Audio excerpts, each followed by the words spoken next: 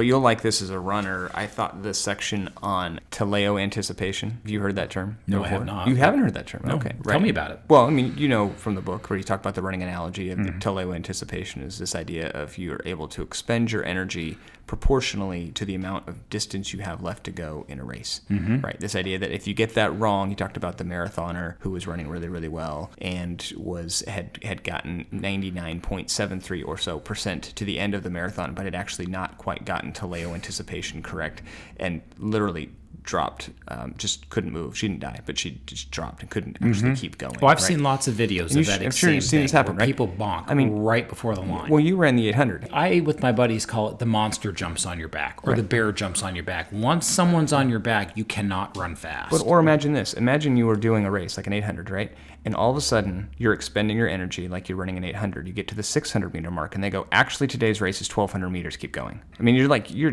going to do? I mean, you're done, right? Yeah. Mentally, even though you could go that far. Yeah, but yeah, anyhow. What I thought was really interesting about that section, about the heart piece, I think, was it's the idea of staying in the moment. He talked about this idea of breaking things down into the smallest unit possible actually enables you to focus not on the race you have left or the days to the milestones you have left or the days till a baby's born or the days till treatment occurs, or I'm thinking about life application things here, right?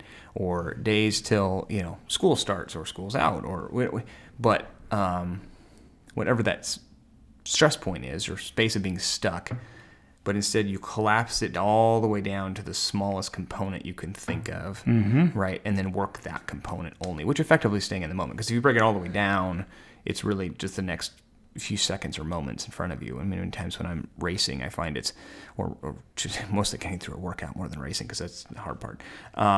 It's the next 10 seconds I'm trying to get through. It's not even the entire rep of whatever. Oh, exactly. Doing, right. So, I mean, anyhow, that's what I thought about in terms of the heart section, I think. But you're spot on there because it's the heart affects the head, and that's the next section.